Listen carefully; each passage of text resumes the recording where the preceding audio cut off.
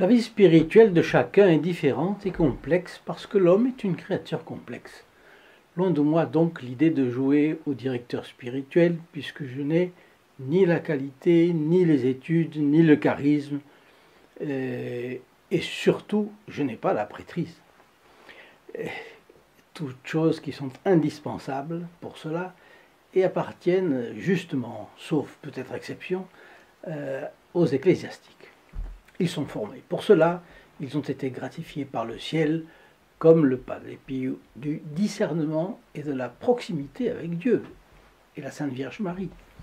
Mais au fond, aider la vie spirituelle de quelqu'un, c'est lui redonner du courage, de l'allant, lui rappeler l'espérance, lui donner de la confiance dans l'aide de notre Sauveur.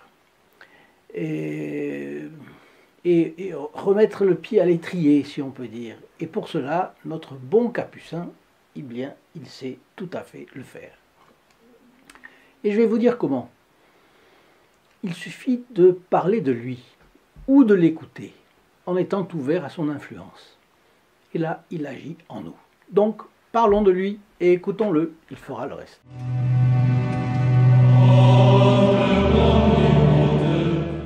Chers amis fidèles du Padre Pio, bonjour. Mon nom est Jean Goyard et vous assistez au programme sur les pas du Padre Pio. Aujourd'hui, 7 petits conseils spirituels. N'oubliez pas qu'en fin de vidéo, je vous laisse une magnifique prière de saint Alphonse de Liguori. Alors, conseil numéro 1 du Padre Pio. La gloire de Dieu comme seul but, la volonté de Dieu comme seule règle. Le but dont parle le Padre Pio ici, c'est l'objectif vers lequel doit tendre toute l'action et toute la vie spirituelle d'un homme. Avoir la gloire de Dieu comme seul but, c'est chercher à chaque instant à mettre en pratique le premier commandement de Dieu. Tu adoreras le Seigneur ton Dieu et n'adoreras que lui seul. Avez-vous remarqué que l'on a généralement une notion assez vague de ce commandement? Et pourtant, c'est celui que Dieu a voulu mettre en premier. C'est donc qu'il a une importance capitale. Il y a ainsi plusieurs façons de prier. On peut prendre une posture avachie ou se tenir bien. Se tenir bien comme si Dieu, que l'on prie, avait une forme humaine et comme si on était devant le roi des rois et le seigneur des seigneurs qu'on verrait. Saint Pierre Julien Aymar, fondateur de la Compagnie du Saint-Sacrement, parlait non seulement de l'attention qu'on doit porter à sa prière, mais aussi de la manière de se tenir, ce qu'il appelait la prière corporelle. Devant le Saint-Sacrement, on se tient d'une manière spécialement correcte. Je regrette toujours les personnes qui parlent devant le Saint-Sacrement, exposées dans une église, ou alors qui se mettent assises toujours. Bon, il y a des personnes qui sont mal en point, elles peuvent se mettre assises, mais c'est pas normal que tout le monde soit comme ça. Donc il y a une prière corporelle qui était indiquée par Saint Pierre Julien Aymar, par exemple devant le Saint-Sacrement. Lui, il était radical. Il disait que si on ne pouvait pas être à genoux devant le Saint-Sacrement, ben, il valait mieux aller s'éloigner et aller ailleurs. Alors nous avons tous, il parlait évidemment pour ses religieux. Alors nous avons tous des choses concrètes à réaliser. Le conseil du Padre Pio est aussi de les faire chacune en pensant à ce qu'on fait pour la gloire du bon Dieu. C'est à la portée de tout le monde. Absolument tout le monde, une mère de famille, un aide-soignant, un chauffeur de taxi, un médecin, un notaire, maire d'une commune, un roi, tout peut être fait de manière plus ou moins excellente. Et un catholique peut toujours améliorer ses façons d'être, d'agir, de se comporter. Alors la volonté de Dieu comme seule règle, eh bien oui, la règle c'est le code de la route. Pourquoi le code de la route? Parce que on sait comme ça ce qu'on peut faire et ce qu'on ne peut pas faire. C'est évident. Mais il y a quelque chose d'autre. C'est que plus il y a de normes, moins elles sont respectées. Si vous avez à apprendre 1000 règles du code de la route, vous ne saurez pas. Pour prendre une autre image routière, quand on conduit, on doit avoir une attention à la route et à ce qui se passe devant nous, puis à notre direction, à notre vitesse, mais aussi à l'accélérateur, à l'embrayage. Bon. Ce sont plusieurs attentions différentes, et on les a toutes ensemble. Eh bien, le Padre Pio, en sélectionnant pour nous une seule attention, nous simplifie la vie. Avoir la volonté de Dieu comme seule règle signifie s'attacher le plus souvent possible à la volonté de Dieu sur nous. En ayant cette vigilance, nous vérifierons que la vertu nous sera plus facile. Alors je vous donne rendez-vous sur le lien st-padre-pio.fr dans la description ci-dessous et vous verrez la palette d'actions possibles dès lors que nous savons agir tous ensemble. Et vous verrez aussi les bénéfices que vous recevez quand vous êtes membre du groupe des protégés du Padre Pio. Vous ne serez pas étonné alors que je vous invite à en faire partie. Alors, deuxième conseil du Padre Pio. Comme la Bienheureuse Vierge, appuyez-vous sur la croix de Jésus, vous ne manquerez jamais de réconfort. Alors la première raison en est que nous sommes en permanence capturés par notre égoïsme. Dès que nous pensons à ce que notre Seigneur Jésus-Christ a souffert au calvaire, nous réalisons ce qu'il a souffert pour nous racheter et nous relativisons notre souffrance. Nous sommes mieux conscients de ce que la Sainte Vierge Marie a souffert elle aussi au calvaire, en voyant toutes les avanies subies par son Fils, alors que son union avec lui ne pouvait pas être plus étroite et son amour pas être plus fort. Dès que vous avez une épreuve, pensez à la croix, au calvaire, à la Bienheureuse Vierge, et vous serez plus enclin à offrir vos douleurs en union avec leurs douleurs. Et lorsque vous avez l'inspiration, je saute du coq à l'âne, quand vous avez l'inspiration de partager une de nos vidéos, pensez que peut-être c'est la voie de la grâce, et ne manquez pas de le faire parce que vous êtes notre grand moyen de diffusion du Padre Pio dans les foyers. J'ai le courage de perdre quelques instants pour cela. C'est tout. Est-ce que je peux compter sur vous? Un grand merci, dès à présent. Troisième petit conseil spirituel du Padre Pio. Un jour, un fils du Padre Pio lui demande la chose suivante. « Mon père, faites-moi un plan de prière pour ma vie. » Et le Padre Pio lui a répondu, « Mon fils, le meilleur plan de prière, c'est le Saint Rosaire. » Alors il n'est pas inutile de se rappeler les miracles, les fioletti, de toutes sortes, à l'origine desquels se trouve le rosaire. Beaucoup de gens ont obtenu des miracles ou alors des petits miracles, privés, individuels. Saint Louis Riant de Montfort en fait une liste absolument énorme dans son livre « Le secret du Saint Rosaire ». Alors le chapelet, vous savez, est l'union de deux prières, celle du Notre Père, inspirée par Dieu le Père à son Fils pour nous la transmettre, et celle du Je vous salue Marie, inspirée par Dieu, ou donnée comme ordre par Dieu, à son messager Saint Gabriel, pour l'annonciation de la venue du Christ en Notre-Dame. La deuxième partie du Je vous salue Marie a été ajoutée au bréviaire des prêtres par le pape Saint Pie V, vous savez, le pape de la bataille d'aval de Lépante, où la flotte de la Sainte Ligue, réunie par les efforts du pape, justement, a dispersé complètement et détruit la flotte ottomane qui entendait conquérir le monde occidental. Alors, n'est-ce pas une occasion pour reprendre ou pour commencer à réciter le chapelet? Vous ne savez pas les bienfaits que vous recevez en priant le chapelet. Mais le diable ne cesse de lutter pour que vous ne le fassiez pas. Il suggère 1000 impressions. C'est embêtant, je suis distrait, je prie dans le vide, je perds du temps, que sais-je encore. S'il y a des choses qui ne marchent pas bien dans votre vie, priez le chapelet et vous ferez reculer le diable. Priez le chapelet, vous ne le regretterez pas. Quatrième petit conseil spirituel du Padre Pio, être toujours enjoué et faire son devoir sont des caractéristiques chez les âmes les plus parfaites.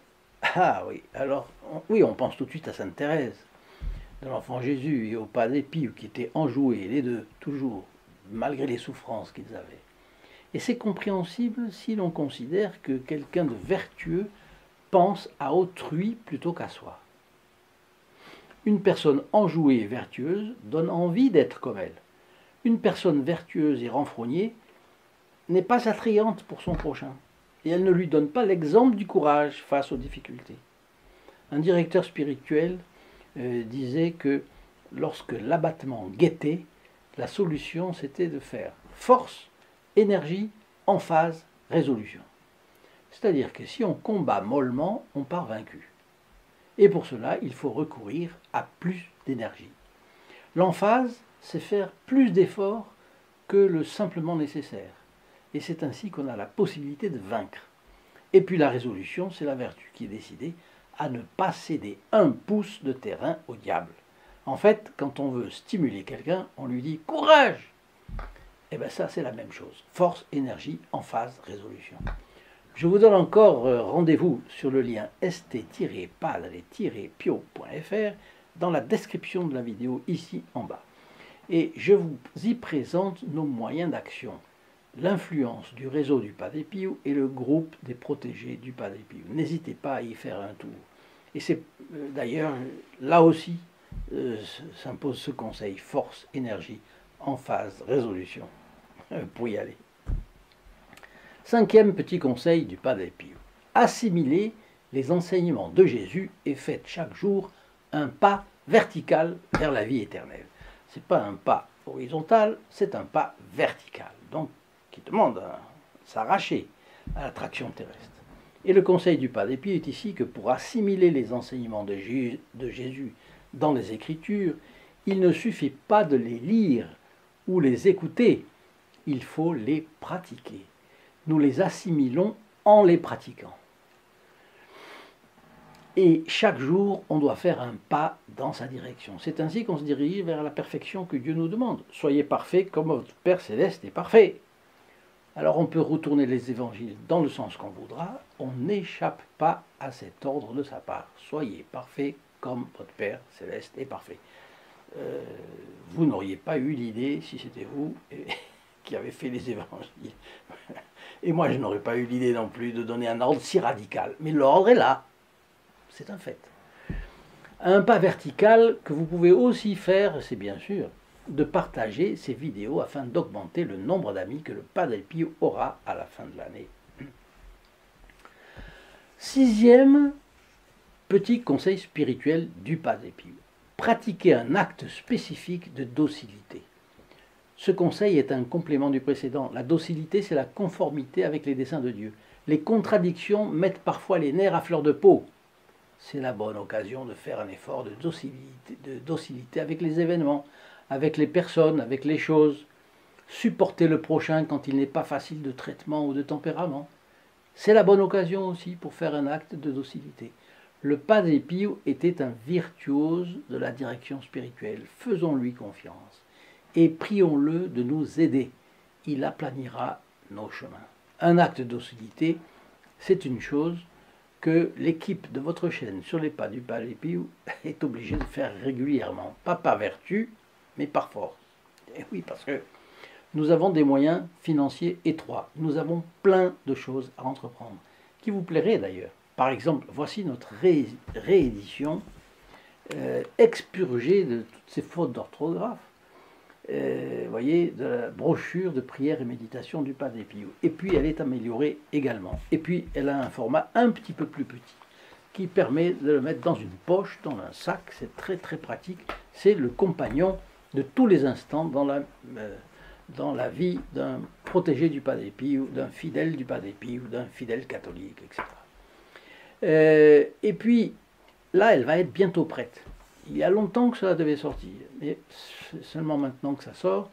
Dans 2-3 semaines, les protégés du Padre Pio devraient la recevoir. Mais il y a d'autres choses. Vous voyez, par exemple, ici, cette très jolie petite tirée à part d'une prière tout à fait extraordinaire du Padre Pio qui s'appelle, vous le savez, prière pour les moments de tiédeur et d'épreuve. Ça commence comme ça, j'ai senti la voix du devoir d'obéissance envers vous, ô Dieu vrai et bon. Voilà, très bien illustré, etc. Ça peut se distribuer à n'importe qui. Vous voyez, ça vient de sortir maintenant. Mais il y en a d'autres. De très nombreux auditeurs demandent les prières, parfois lues en fin de vidéo. Ce sont des saints, en général, qui les ont composées. Elles sont fantastiques, il y a l'esprit du bon Dieu qui est là. Eh bien, il nous faut les éditer. Pour l'instant, cela reste sagement dans les cartons de projet parce que nous n'en avons pas les moyens. On n'a pas la moindre ressource pour ça. Donc, si vous allez dans le lien st-padre-pio.fr, dans la description de la vidéo, je vous offre plusieurs possibilités de faire un geste militant. Et je vous en remercie. Notre 7e conseil spirituel du Padre Pio, c'est que le temps est précieux. Heureux ceux qui savent en faire bon usage, car nous devrons en rendre compte au jour du jugement. Alors on cite souvent cette fin d'un vers de Virgile qui veut dire la même chose que ce que dit le Padre Pio. Sed fugit interea, fugit irreparabile tempus, singula dum capti circumvectamur amore. Ce qui signifie « mais en attendant, il fuit ». Le temps fuit sans retour, tandis que nous errons prisonniers de notre amour du détail. Nous voyons les choses par le petit côté de la lorgnette. Voilà. Et au contraire, si on prend du recul, eh bien, on sait que le temps fuit, mais voilà, on laisse le passé à la miséricorde de Dieu, on laisse le futur à la divine providence, et occupons-nous du présent, c'est-à-dire au moment présent, faire ce qu'on doit, et le faire avec amour de Dieu. Voilà. C'est comme ça que nous irons rejoindre le bon Padre Pio un jour. Alors en attendant, je vais vous donner la prière, la très belle prière de saint Alphonse de Liguori que je vous ai promise. Et avant, je vous demande de ne pas oublier de mettre vos commentaires, de me dire ce que vous pensez de tout ce que vous pensez de la vidéo, des vidéos en général, et puis des projets, de nos projets, de nos perspectives, etc. Et puis ajoutez votre like, bien entendu. Alors voilà, c'est la prière à Notre-Dame des douleurs. Et c'est tiré d'un livre qui s'appelle « Les plus belles prières de saint Alphonse » du père Édouard Saint-Omer. Ô mère des douleurs, reine des martyrs, vous avez tant pleuré votre fils mort pour mon salut. Mais à quoi serviront vos larmes si j'ai le malheur d'être damné? Oh, par les mérites de vos douleurs, obtenez-moi une vraie contrition de mes péchés et un sincère changement de vie, une continuelle et tendre compassion pour les souffrances de Jésus et les vôtres. Puisque Jésus et vous, quoique innocent, avez tant souffert pour moi, permettez-moi, puisque j'ai mérité l'enfer, de souffrir aussi pour votre amour. Ô ma souveraine, je vous dirai avec saint Bonaventure, si je vous ai offensé, la justice exige que vous me retiriez le cœur. Si je vous ai servi, je vous demande les mêmes blessures, mais comme récompense. Car il serait une honte pour moi de ne pas souffrir quand Jésus et vous avez été transpercés par l'épée de la douleur. Enfin, ô ma mère, à cause des peines que vous avez éprouvées lorsque votre divin Fils, sur la croix, victime de tant de souffrances, a incliné la tête pour expirer sous vos yeux, je vous supplie de m'obtenir une bonne mort. Par pitié, ô avocate des pécheurs, ne manquez pas d'assister mon âme dans l'affliction et le combat du terrible passage de cette vie à l'éternité. Et comme la parole et la voix me feront peut-être défaut pour prononcer votre nom et celui de Jésus, nom dans lesquels je place toute mon espérance, je supplie votre Fils et vous de venir me secourir en cette dernière heure, et je répète dès maintenant, Jésus et Marie, je vous confie mon âme, ainsi soit-il. Mère très sainte, faites que les plaies de Jésus crucifié soient profondément imprimées dans mon cœur. Cher ami fidèle du Padre Pio, à très bientôt. Au revoir. In nome del Padre, del Figliolo e dello Spirito Santo, e così sia. Sia lodato Gesù e Maria, e